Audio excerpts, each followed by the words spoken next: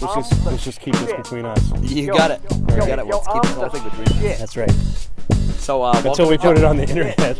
Oh, you want to go? You go. Welcome to Gileslandia. This is my 60-acre beautiful spread.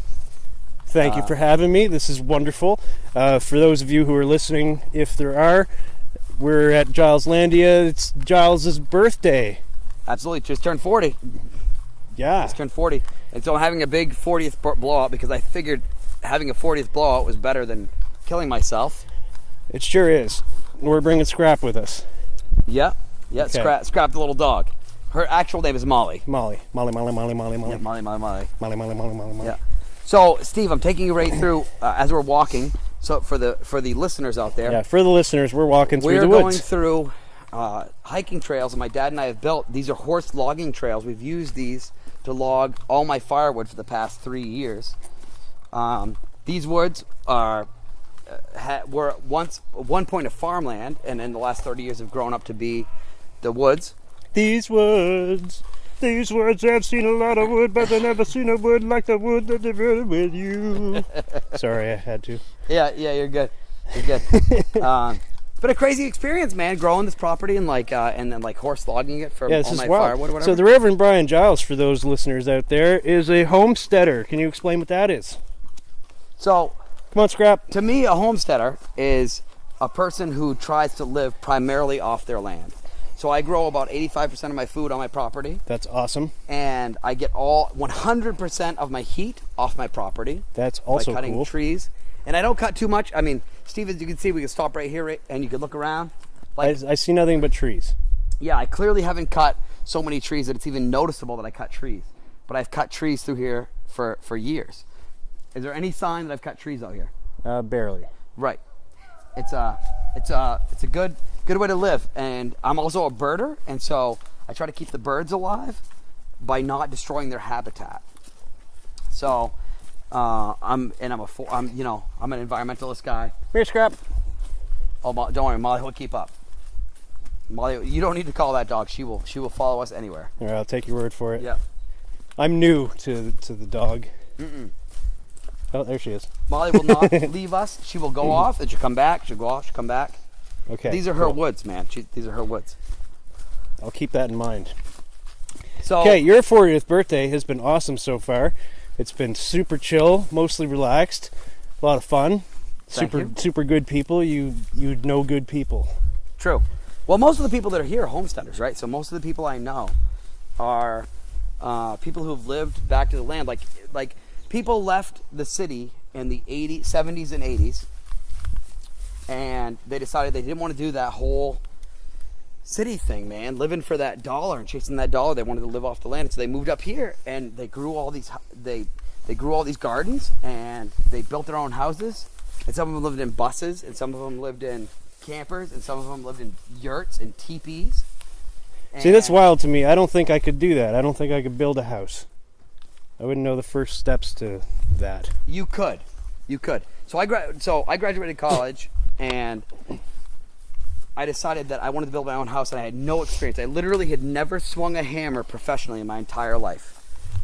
And so I called my buddy Steve Granis up, and I said, and Steve's an old-time homesteader, built his own property, built his own house, and it's not his first one. It's like his third or fourth one, actually. He lived in Nova Scotia for a while.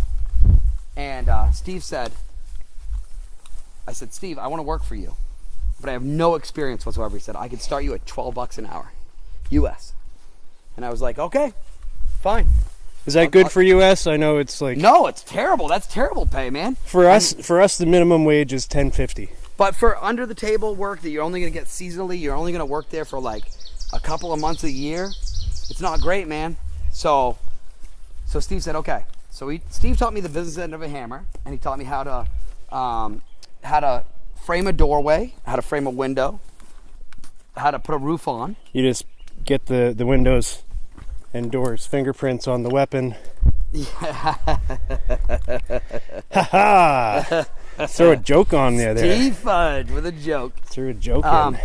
No, so I learned to do all those things, and then my buddy John Vaselli was like, "Hey man, come work for me. I'll teach you how to build a chimney. I'll teach you how to build a foundation." teach you how to do all that shit. And I was like, all right, cool. So here, follow me. We're gonna go this way. Cool. So John Vaselli was like, I'll teach you how to do all that stuff. And I was like, great, I'll do it. And actually, I learned a lot more from John Vaselli than I learned from anybody, because John Vaselli as a mason had to know how to do carpentry. Oh, we went the wrong way. Go this way. So John Vaselli taught me how to do not only carpentry, but masonry and electric and all that shit. And I learned so much from him. It was amazing. And then I went back to archaeology for a couple of years just to get enough money together. And I went through several bad relationships. And I was like, I gotta find a girl who's good enough to be my partner. Like, you don't want to just want a girl who's gonna, like, I don't know, man. A lot of girls say they're tough and they're badass and they're gonna do crazy stuff with you, but they don't show up. You know, when the work has to be done, when the garden has to be weeded, the woods have to be cut, they don't show up. So I met my wife, Sue, and Sue was like, I want to do this with you. And the first thing she did was bought me a chainsaw. Huh. Yeah, true story. That's a cool gift. Yeah, 455 Rancher, Husqvarna chainsaw. And the next Christmas I thought, it was Christmas time, and next Christmas I thought, I'm gonna buy her a diamond ring. Because if that girl's willing to invest in my property that much, then I want to marry her. She also saved up enough money to buy me a well for my property. My property never had a well on it. So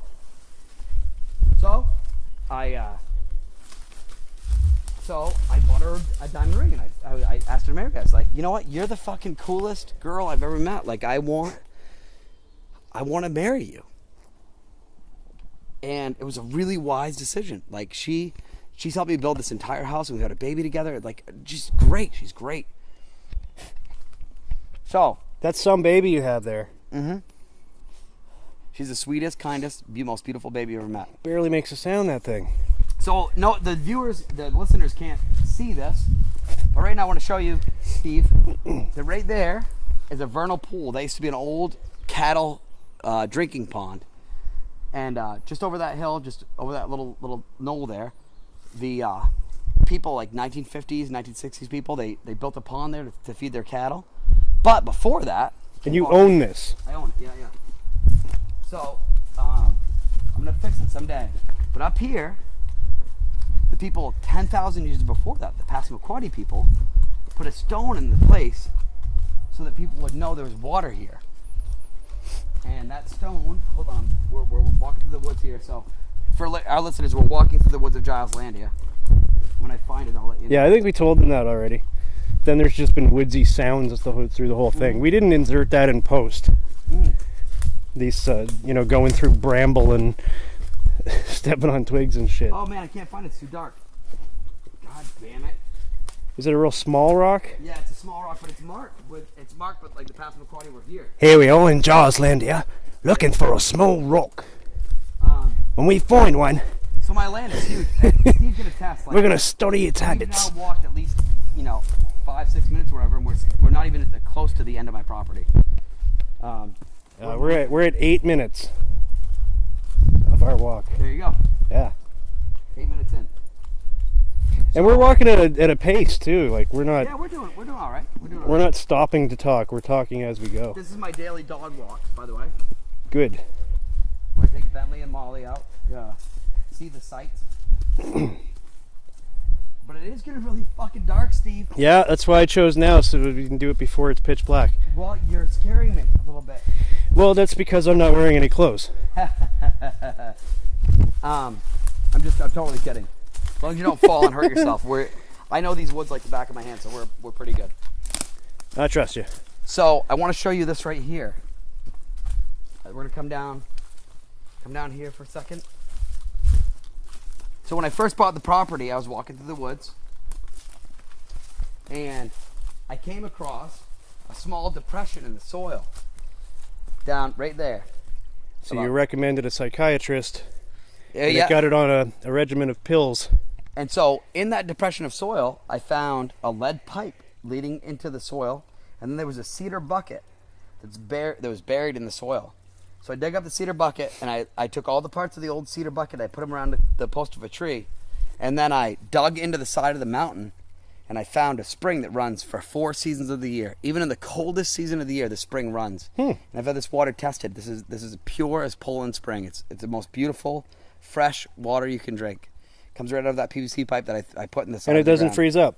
And it never, ever freezes up. That's so cool. That's crazy, right? And as you can see, Molly loves it. Molly loves it. Molly has tainted the water by standing in it. Yeah, well, but the water that comes right out of the pipe is fresh. Just the water in the pond. That's wild. That's so cool. Yeah. That's so cool. You could come down here in like the depths of March, like we're talking like 20 below zero Fahrenheit. I love your and this dog. water still runs. Still runs. So, here we are. Let's go up and out of the spring. All right, let's do. Up and out of the spring. Up and out them. So we're going up the side of a mountain. So I own the whole side of a mountain. So we're going up the side of the mountain. And the spring, in French, right beside the spring, it says, "From this point, Susan's love springs eternal." You can't see it because it's dark, but it says, "From this point, Susan's love springs eternal." Because Susan was there the first day we found the spring. And this will always be the spot that I fell in love with her. Because she was willing to put the work and the effort into my property that no other woman was like willing to go out in the woods and cut brush and pull rocks and get dirty, you know. But she loved me, and she was invested enough to say, you know, this property's worth it. So That's awesome. yeah, okay, it's gonna get rocky right here. See, I got used to the you date a girl until she becomes completely indifferent. Watch over the rocks, Steve. It's gonna get rocky. Easy steps. Watch your steps. So there used to be an underground river that ran through here. And it ran the whole side of the mountain. And sometimes in like a couple of seasons of the year, you could hear the water run under the rocks. You can kind of see where it looks irrigated. Yeah, yeah, yeah. Is that a word? Can I say irrigated? Yes, sir. You could, sir. It's an aquifer for sure. Irrigated is fine. Works. And I cut all these trails by hand with a chainsaw. And yeah, just eke my own place out of the woods. Nice. Yep. Nice. You got any comedies coming up? Yeah, I'm doing. You can keep inserting wood stuff, but we may as well get a plug in there. For comedy? Yeah. So I'm very, very excited. I'm performing at Chuckles again. I love Chuckles Comedy in St. John. Nice. Great club. And I don't want to lend it any disservice because Shane Ogden has an amazing club. It's a professional club. It's as good as any Boston club. It's as good as any Yuck Yucks I've ever been at, right? And Yuck Yucks came to town, and people are like, Yuck Yucks is the shit. Like, everyone wants to perform at Yuck Yucks, but man, Chuckles gave me my first professional shot in St. John, and it's a great fucking club, and he gets great national headliners, and I'm excited to play there. Yeah, he does. Shane gave me my first professional spot as well. Yeah, I mean he's a great guy. It was before Chuckles. It was when he was doing the Shane Ogden Presents shows at the 3 Mile. Right. I did one of those and 2 Corked Wine Bar shows for him. Before the Chuckles Comedy Club? Yeah. Yeah. Yeah, before it was a thing. But Chuckles Comedy Club, man, is a great club. Like, it's... Yeah, I haven't done there yet. I'm booked for December. That's a ways away. Dude, you should be booked at every club all the time, everywhere. Because you're an amazing comic. Well, thank you, doctor. And I'm also booked to Yuck Yucks. I'm booked to Yuck Yucks for August. And I'm excited about that. I mean, the key... You know, there's a big controversy in New Brunswick about Yuck Yucks. People are saying that, you know, Yuck Yucks is killing the local scene, and, you know, the Yuck Yucks is, if you can't, you know, Yuck Yucks is blacklisting people and blah, blah, blah, blah.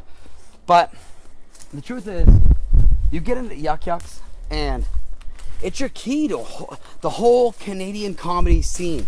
Because even if you feature in St. John, you could call a club in Ontario or Hamilton or wherever, and you could say, hey, I featured in St. John, and they'll give you at least a guest spot, at least a foot in the door, you know? And Yeah, that would be nice to Canadian have a foot in the door. Every great Canadian comic works at Yuck Yucks. That's a fact. Like, And I would like to work at Yuck Yucks as well someday. And I think you will. I think once all the petty bullshit is done. Well, I'm not part of any of the petty bullshit, so I don't know. I'm not even part of that shit. No, you're right. And you know what? Yeah, Steve Barnes he's a lobsterman turned comedy club owner, right? And so really, the only thing he has to go on is the people that are willing to help him, right? Here, we'll head down this way so we can get out of the party. Yeah, cool.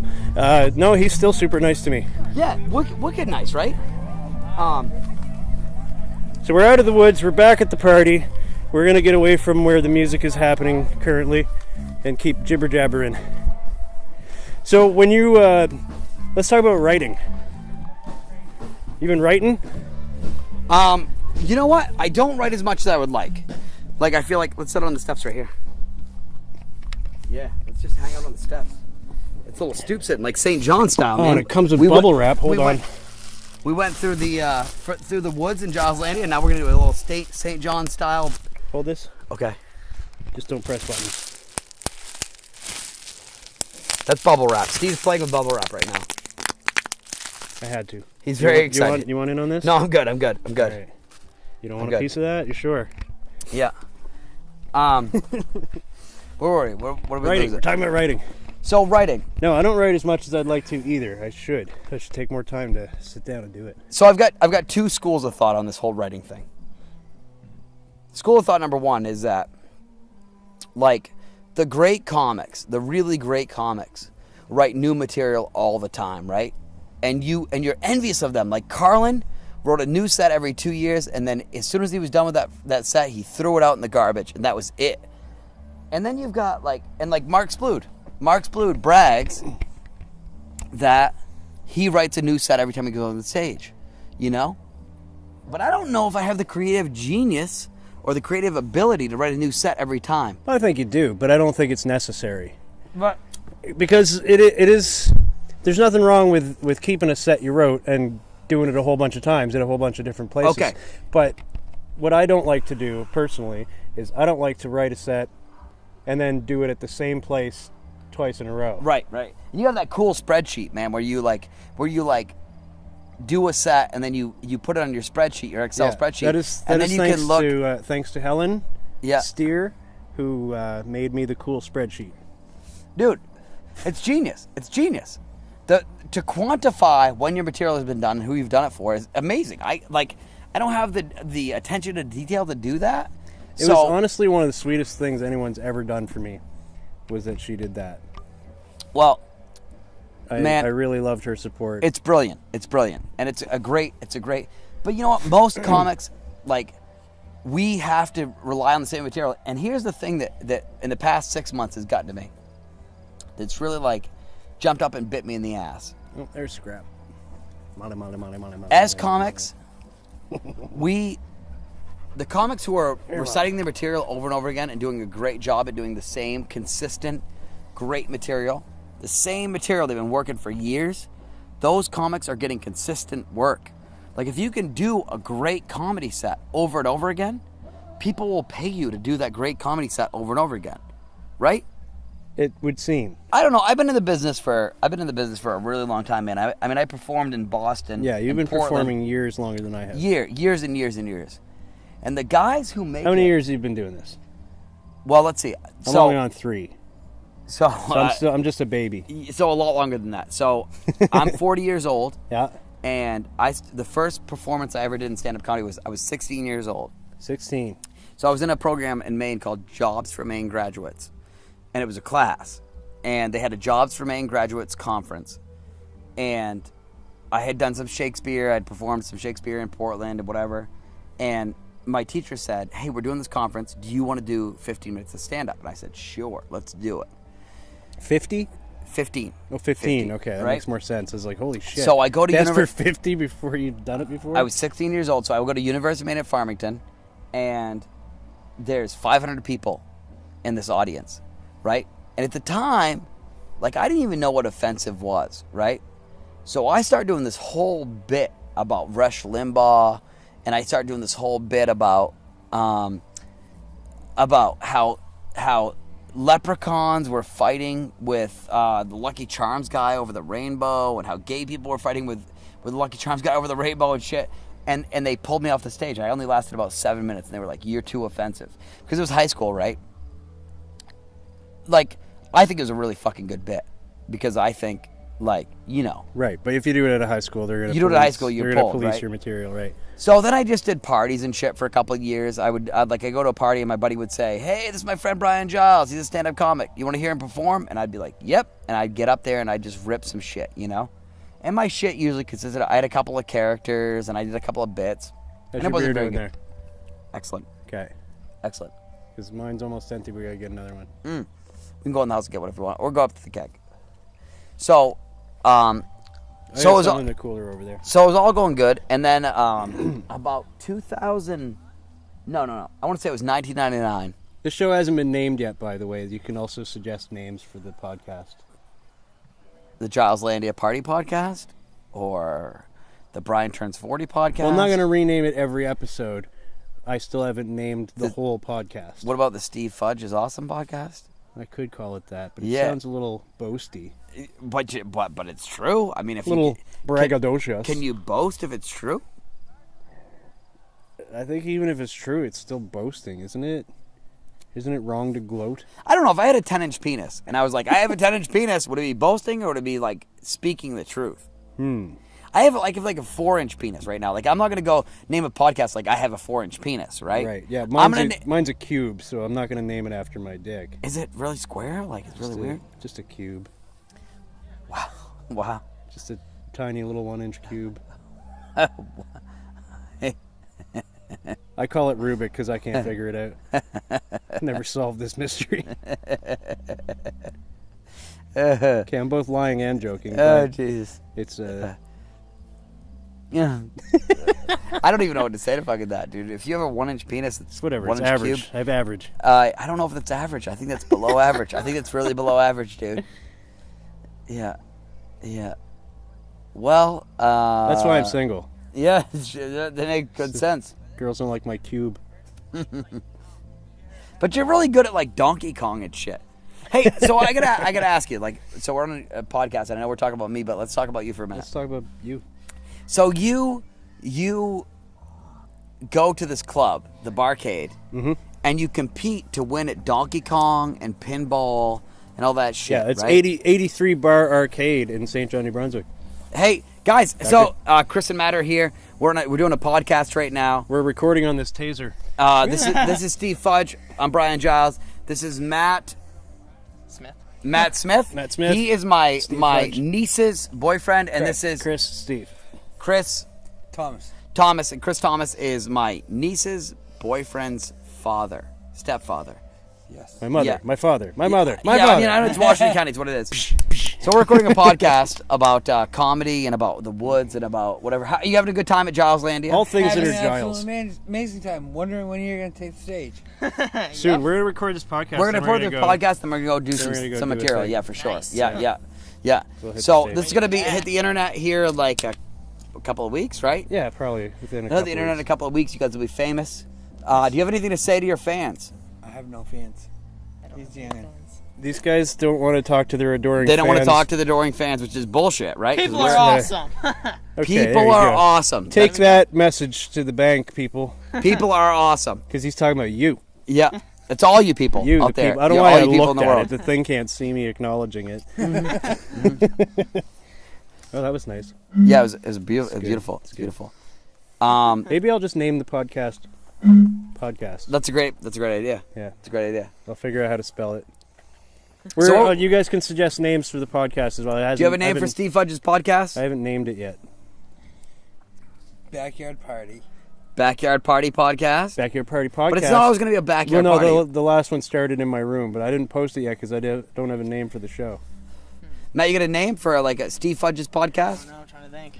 He talks to various comics all over New Brunswick, and That's the plan. I'll talk to various comics and possibly other people too. Who knows? We'll see. yeah, It's Brunswick, so he talks probably to half of Maine. yeah.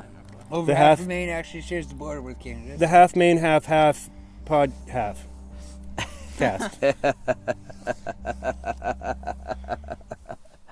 Oh shit. halfandhalf.net. Have it, have it on that.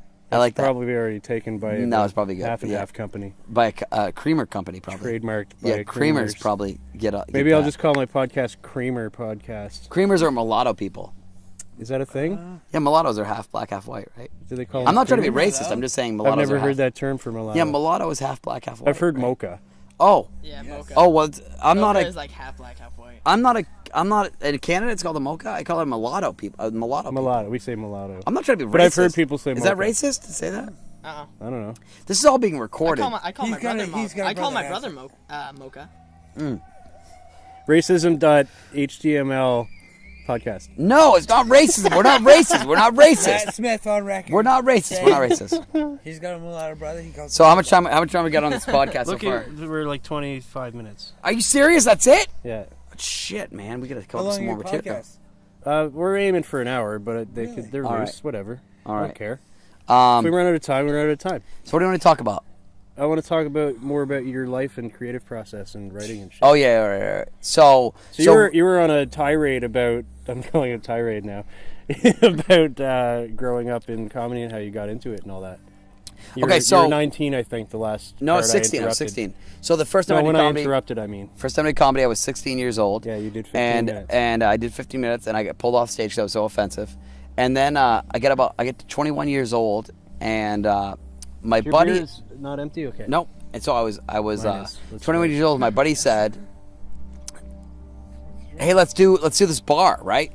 And so like 5 or 6 of us got together, and we got this bar called the Free Street Taverna, and it was Troy Pennell and Rich Davis and Keith. You bought a bar? No, we got it for the night. We just booked it. Oh, for you the booked night. a We booked bar. it for the Okay. night. I didn't know what you meant. And we went up and we did the worst stand-up comedy you've ever seen in your entire life. What made it so bad? Because none of us were stand-up comics. Except you. You had done it. Yeah, once, yeah. Okay. Except for parties, and it was terrible. It was awful stand-up comedy, and for some reason they decided to book us again. They booked us again for 2 weeks later, and we came back 2 weeks later, and we did the same terrible show. So that's an alarm to put the chickens away.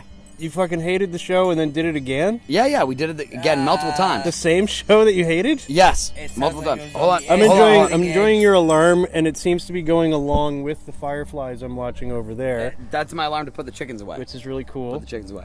So you gotta put chickens away? Yeah, you want to go do that? I want to get a beer. Can we get a beer and then put chickens Yeah, let's away? get a beer and put the chickens away. Let's Yeah. let's do the whole thing. Sound Okay. like your- So you're your always first on. gig was offensive. It You're always sounds on like this it was side on of the me. cutting edge. True story. True story. Cutting. We're gonna grab a beer. We're gonna go. He's cusping at all times. He's a real cusper, this guy. So, P.S. We're at a party. There's about 60 people here, right? 60 people. Yeah, it looks about right. And we have a stage. We have music. There's fire. There's tiki torches. There's lots of alcohols. Yeah, lots of alcohols. Grab something. There's somebody's doing a cover of Temple of the Dog. That's Danny Marshall. He's excellent. Enjoy. All right, so you have to be on the. Okay, there we go. I fixed the dynamic. Yeah. I hope we can delete out some of this shit. Yeah, we can delete on whatever here, we hang out want. here. Whatever you don't want in there, we can take out. Well, you're the editor guy, man. I don't care Well, what you put in here's what I'm going to do. I'm going to edit it down to my specifications. Let you listen to it before I release it. there. We're how's gonna that? sit with Tim. Let's sit with Tim over Okay, here. we're going to sit with Tim. Rough from the swamp. We're on a podcast right now, so if you want to say anything to the podcast, Yeah, you're welcome to. Otherwise, we'll do you have just anything keep to say for the jib-jabbering. podcast? Tim is my very good podcast friend. Also, you can suggest names for the podcast because it's not been named yet. Do you have a name for the podcast? That I'm gonna have to throw around a little bit. It's Steve Fudge's podcast, not mine. Yeah, it's my podcast. Fudge and Pudge. Fudge Fudge and and Fudge. Fudge. Well, I do have a bit of a belly going on. Oh, you're definitely Fudge on that one. Oh no, this isn't just for Giles. I mean, the whole podcast. So I will be doing this periodically with other comedians as well. Yeah, I got nothing right. Yeah, me too. So it's unnamed. We've done one already. This will be the second one. It's still unnamed. I might get. Who knows when we'll get a name? All right, let's head down here to the fire. We're gonna leave this guy. All right. We're gonna keep recording our podcast. Tim, good seeing you. Happy birthday, It's- buddy. I love you, buddy. Yeah, it's going to be called the Tim Happy Birthday Giles podcast. Let's sit on this little bench right here. Oh yeah, look. Oh, we can snuggle. Oh yeah, this is nice. And then I we like can this. record nicely together. Yeah, we can get real cozy. Yeah. Look at this. So Steve Fudge, you're one of my favorite New Brunswick comics. I'm gonna throw it Well, on that makes on the me page. smile. You're one of my favorite New Brunswick comics. which is neat because, yeah, who's your very favorite? Because it's neat that you're not actually from New Brunswick. Right. But you're one of my favorite people to see perform in New Brunswick. Well, and how long have we been friends? How long have you and I been friends for? For 3 years now. 3 years? It's the whole time I've been doing comedy. Yeah. This is how we met. I met you. I'm trying to pinpoint. I was talking to somebody else about it. They asked how we met, and I said through comedy, and they're like, oh, yeah, like, where'd you meet? In St. John or some other place? And I thought, well, it's either St. John or Fredericton, because I've done shows at St. John. We met in St. John. I thought it was. I remember the first night we met, actually. We met, the first night we met, we were at Chuckles Comedy Club, and you came in as one of the camera crew for Hoveland. Okay. When I was doing my set. I wasn't even doing a set. No, you weren't even doing a set. You were just in there. We were recording. But that wasn't the set I just gave you, was it? No, sir. Because that would have been hilariously coincidental. And I thought to myself, honestly, God, when you and Ian Esty walked in, and Adam, and like you guys all had the wildest fucking hair I've ever seen. Like you had the long hair with the hat, with the fucking Rastafarian hat. Yeah. And then Ian Esty had the fucking 70s feathered back, like beautiful. Oh, yeah, he's wearing his fedora. Like everyone wants to have sex with Steve, with Ian Esty, because he's fucking got this fucking crazy feathered hair, right? Yeah, he's got the Swayze. He's got the Swayze hair. Yeah, Patrick Swayze hair. He is that guy too. He is totally that guy. Like, oh, watch my hair. Watch the hair. And then Adam walks in, and Adam's got this fucking crazy fucking mane, dude. That thing is like a lion's mane coming out of his head. Oh yeah. And then James Hovey walks in. James beard hair for hair. Yeah, that's right. James Hovey now he's shaved his head, and it's really weird because he looks really handsome and whatever. But James Hovey has like greasy Jesus hair. Yeah, right? he had the long Jesus. And they're like, these guys are gonna be filming you, and I was like, oh shit, like who are these fucking guys, right? I didn't know what to think. And then I saw your set. The first time I saw your set was at O'Leary's, actually, not at the R-Barb. O'Leary's. O'Leary's. At O'Leary's. I've only done one of the O'Leary's shows so far. I need to talk to John and get on more of that. John Forward, I would like to do more of those, please. Yeah, John Ford, grow up. Hire Steve Fudge more. I mean, what's your problem? You know, I don't want to judge John Ford. It's probably because I don't ask him. Like, yeah. Honestly, it's probably just that. I'm on John Ford all the time, dude. He thinks I don't want to because I don't go, hey, John, I want to do a set. Can I do a set? But I should be like, dude, I'm available. Let's do it. Listen. Put me on. Steve Fudge, I'm going to give you some advice. But he puts me on whenever I ask, though. I'm going to give you some advice. Unless it's already filled up. Old comic to new comic. I'm going to give you some advice. Go. Don't be afraid to harass your bookers. Don't be afraid to text them too much, call them too much, get in touch with them too much, because the more you bother them, the more likely they are to book you. Right? See, that is a thing that I don't like to do. I wish I had an agent because I hate... Steve. I honestly do feel like I'm burning my bridge by bothering them. Don't do that. Jessica Ginty, who booked Yuck Yucks, man, I bother her once a week. I send her an email once a week. Hey, I'm this guy. I do this. Like, book me. And eventually, like, after 6 months of me bothering her, she booked me for a show, and I got paid. And I feel like the guys who are passive about it and don't put their full, like, you gotta fucking let people know. Like, Nelson Mandela had this great saying. Nelson Mandela was like, if you're great, tell the world you're great. Don't wait for the world to experience your greatness, right? That's pretty good. My friend Bill has a similar one, and I agree. It sounds similar to Nelson Mandela's thing. It was, those who play hard to get don't get got. True story. He told me. I agree. Bill, your roommate. Yeah. I love Bill. Yeah. No, dude, you gotta go after it, man. You gotta shout to the rooftops. Like, I'm good. I'm good enough. I'm great enough. I'm the best.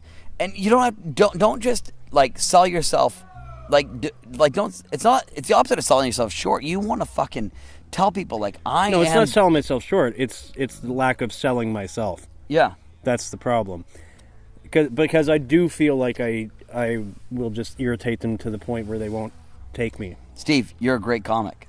You're an excellent comic. You're a great writer. You have great delivery. I do some things and write some stuff. Like, sell that my shit. stomach growls. Sell that shit. There's food up there. I can touch my nose with my tongue. There's food up there. I can do that too. Yeah? Let's go. All right, it's on my resume. Yeah, mine too. Sweet. Yeah. We both This just is our for the special record. bond, by We the way. both just touched our nose with our tongue. We both did it successfully, and both as our witness. That's right. We both witnessed each other doing witness, it Totally witness. on the podcast. But Steve, like, you have got to sell yourself, man. Sell yourself. Like, but the greatest comics I ever saw. Like, if you sit in a corner and say, "I might be good enough," or I might be able to do 20 minutes, or I might be able to do half an hour. Like, tell them you can do half an hour, and then fucking do it, man. Don't tell them you can do, whatever, 20 minutes, an hour, and then fucking do it. Like that night when Mark Splood couldn't cross the border. God rest his soul. God rest his beautiful No, soul. he's still alive. Yes. But it sucked that he couldn't get across the border. It was a bad night for him. It was a good night for me. Except that I wanted to go see the show and watch Mark Splood headline the thing. Mark Splood is an amazing comic, and he's great. He is great. He's a really good writer. And he could have and he's a strong comic. But when that moment came, and Mark Splood said, "I can't make it across the border," and I thought to myself, "What the fuck am I going to do?" And then I thought, it's an hour. Can I cover an hour? And I just fucking said, you know what? I can cover an hour. I can do a fucking hour. And I did it. And maybe 20 minutes of that was like B material. But who fucking cares, man? Like, I did it. I covered an hour. No, you had a strong set. I was in the audience for your set. Because once my job was done, here's what happened. I didn't cover for Mark Splood. You covered the hosting spot. Brian Giles covered for Mark Splood. I covered the hosting spot. But I did it sort of differently than regular hosts. I did 10 minutes in between every comic. So That's right. 30 minutes. So that's 30 minutes. I did 30 minutes of material. Which is almost a headline spot. It's like 10 minutes away from a headline spot. Yeah, I had three separate 10-minute sets that I had done previously. And they were all great. And people loved you at the border. When you crossed the border today, did the guy at the border not say, "I saw your set and I loved you"? He said, "I saw your set and I thought you were really funny." See? And then he asked me if I'd ever been to Gileslandia, and I said, "No, this will be my first time." And he goes, "Yeah, I saw you both at the Motor Inn. You're both hilarious." He said that to me. The border guard said that to me. So Steve, so for the podcast listeners, that was great. Although I did get detained for a while and questioned by the other guy who hadn't seen us do comedy. And they were questioning my whole trip over, and they searched my car and stuff. So, for the listeners out there, that show that we did, one of the guys who was on the show was on Jimmy Kimmel not 2 months later. Casey Crawford. Who's a good friend. And our friend Casey Steve Crawford. Fudge went down and you stayed with Casey Crawford, right? I didn't stay with him. He offered to stay with him, but Helen and I, we brought 3 teenage girls up with us, so it was like it seemed weird. So we did an Airbnb instead, but we did meet him for dinner. Yeah. And his lovely girlfriend. But Casey Crawford thought you were funny enough that he would have put you on stage in Boston. True story. Yeah, and I still want to do that. We actually talked about it, and he said when I can make it up there, let him know. Yeah. And we'll get something going on. So, I mean, the point is, man, like if you had more gumption when you're doing that trip. So what did you guys go out there for?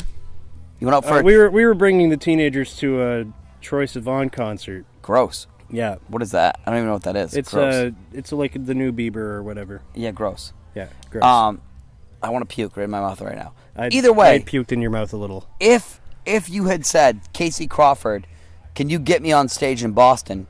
Casey Crawford had seen enough of you to know that you were qualified enough to do 5 minutes in Boston, man. And that's yeah. He saw me do a half hour in Calais, and he dug you enough to invite you to have dinner, and he dug you enough to be like, he would have put you on stage, man. Like, if you had just said, "I'm good enough for this and I'm ready for this," you could have gotten on stage. Oh no, I know I'm good enough. I just don't like pestering people. I'm not a good self-promoter. Stop that. Yes, I agree. Well, stop so that. This is not just a Brian beating me up thing here. This is good advice for all comics. Am I beating you up? No, not at all. I don't feel that way at all. I feel like you're giving me sound advice. I feel like, you know what? I don't feel like I'm beating Steve Fudge up. Steve Fudge is one of my favorite people in the whole world, and he's one of my best friends in the whole world. I'm just doing, as Norm Macdonald calls it, explaining for the listeners. You're right. There you go. But you see a lot of guys like Steve Fudge who go through life and they don't ever grab the fucking bull by the horns. They don't ever fucking take what they are rightfully owed. Like, Steve, you're one of the best comics in New Brunswick. I've seen all of them, and you get the best delivery, and you get the best. Your material's solid. This is where Mark Sploot, if he's listening, is going. Okay, put Fudge's dick a little further in your mouth there, Giles. Yeah. So, let's face it, man. John Ford is building the New Brunswick comedy scene. John Ford has 2 open mics, 1 open mic, 1 showcase. Yeah. Right. So our bar is an open mic where it's still Facebook book, but it's an open mic, and then he has the R bar where he's showcasing comics. No, the other way John. around. Our bar is the open mic. And O'Leary's. O'Leary's is the feature O'Leary's, right. No Joe's Bar Deluxe. And he's building the comedy scene. He's letting people who've never gotten on stage before come up to a stage and try. And some of them are fucking terrible, and some of them are fucking fantastic. I've seen some bombs. I've seen some stars. I'll give you some great examples. Sam fucking Laidman and Matt Keenan. Those 2 fucking dudes are brand new to this show, brand new to this scene. And they're amazing, dude. They're writing great one-liner material that like can't be beat, right? Sam Laidman did a set. It was so fucking good, dude. I got off when he got off stage. I thought, I love God Sam. damn it, He's a good writer. I can't do what he does. He's a good writer. I can't do what he does. But man. you're a good writer too. You're a different writing style. I'm not. I'm a terrible fucking writer, dude. You know what I am? disagree. I'm all personality. I'm all personality. My whole set consists, if the audience doesn't love me, then I'm fucked. Then I'm fucked, man. See, I disagree, because you write good material. Well, we're about to see in about 5 minutes. Oh yeah, we got to do a thing. We got to get on stage, people. They'll explain to the listeners. Yeah, so this is my 40th, so I'm going to explain. So we're at my 40th birthday party. There's about 40 people in a field right now. 60. You think it's 60? We told them 60 earlier. There's probably 60 in the field. Let's not downplay what we said earlier. There's probably 60 in the field. We said 60. We can't go, all right, so there's only 20 people left while we were talking. No, there's probably 60 people in the field. It's probably still 60. All right. Everyone who was there when we said 60. So I turned 44 days ago, and so we're having a huge party in my 44 just days ago. I'm only 40, motherfucker. I'm 40. I was playing on your words. You dick. Because of what you said there. And so Steve Fudge and I are going to get up there and do some stand-up comedy, and we're both really drunk. Are you drunk? I'm buzzing. Okay, Steve's buzzing. I'm drunk. I've been pacing myself because I knew I was going to get on stage later, and I didn't want to be too drunk to do it. I have not been pacing myself. Also, my son's graduating tomorrow, and I have to leave early. Woo! Son's graduating. Yeah. My favorite first boy. Okay. He's graduating high school. He's graduating high school tomorrow. All right. Yeah. So I'm gonna put the chickens away, and let's go do some stand-up. Let's put the fucking chickens away. Let's go some stand-up. Let's go put chickens away. All right, Bad Larry's going to bed. Bad Larry's going to bed, and I'm still going to talk to you while we do this. All right, let's do it. Okay. They might actually be in their bed already. There's a firefly. Good. It's a firefly. Oh, they're all still out. Look. Yeah, I see them. Come on in the chicken coop. This is cool. Oh, I get to go in? Yeah, come on. Oh, fucking A. Shove this behind you. This is so cool. And by cool, I mean disgusting. I'm gonna put my beer up here.